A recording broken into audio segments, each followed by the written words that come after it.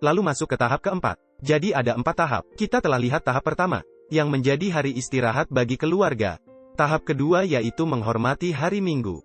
Inilah saat di mana krisis tanda binatang itu dimulai. Tahap ketiga, Anda tidak dapat membeli atau menjual. Denda dan penjara akan diberlakukan dan Anda tidak bisa menghormati hari Sabat. Sekarang tahap 4, apa itu tahap 4? Ini adalah perintah hukuman mati. Setan menginginkan kendali penuh atas seluruh dunia. Dan akan ada sekelompok kecil umat sisa yang ia tidak dapat kuasai. Dan ini mengingatkan kita pada Wahyu 12 ayat 17. Maka marahlah naga itu kepada perempuan itu, lalu pergi memerangi keturunannya yang sisa, yang menuruti hukum-hukum Allah dan memiliki kesaksian Yesus. Anda tahu, di penghujung akhir dunia ini, terlepas dari segala sesuatu yang setan lakukan, untuk membuat seluruh dunia takjub terhadap binatang itu, sehingga mereka akan menyembahnya sebagai naga, sebagai setan.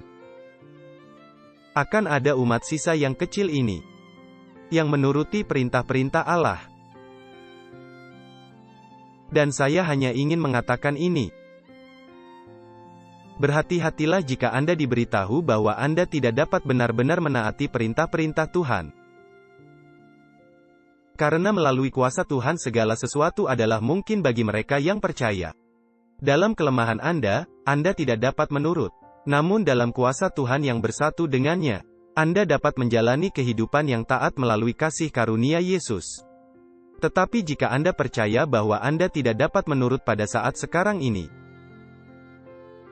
lalu apakah pentingnya mengenai hari Anda menyembah pada akhir dunia? Apakah Anda melihat poinnya? Kalau Anda tidak bisa taat sekarang, lalu apa pentingnya hari penyembahan di akhir dunia? Dan saya takut bahwa beberapa orang di gereja sedang dipersiapkan untuk ditipu.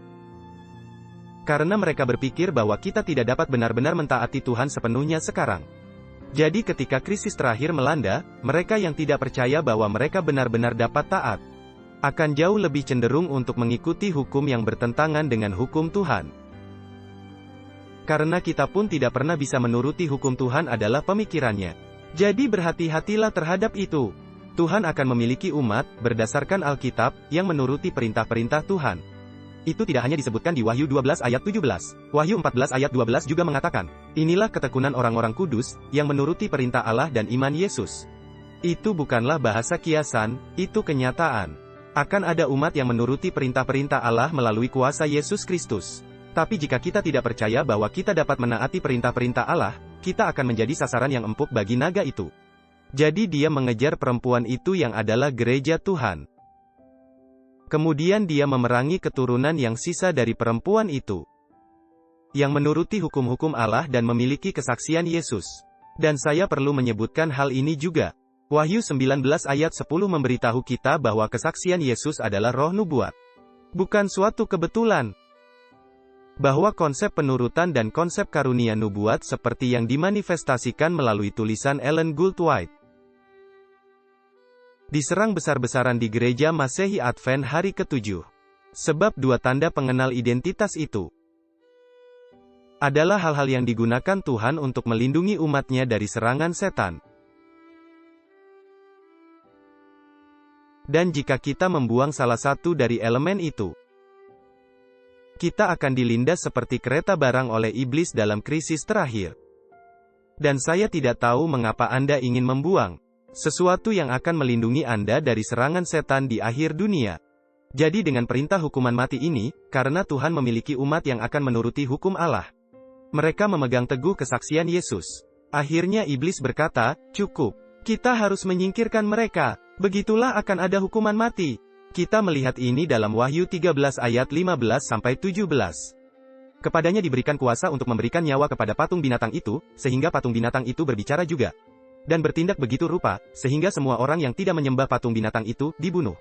Anda melihat ini juga dalam Daniel 11, meski saya tidak akan membahas Daniel 11 pada saat ini. Jadi pintu kasihan ditutup pada saat perintah hukuman mati, Mikhael berdiri. Jadi ketika perintah hukuman mati disahkan, Daniel 12 ayat 1 terjadi. Pada waktu itu juga akan muncul Mikhael, pemimpin besar itu, yang akan mendampingi anak-anak bangsamu. Dan akan ada suatu waktu kesesakan yang besar, seperti yang belum pernah terjadi sejak ada bangsa-bangsa sampai pada waktu itu. Tapi kabar baiknya ialah, tetapi pada waktu itu bangsamu akan terluput, yakni barang siapa yang didapati namanya tertulis dalam kitab itu.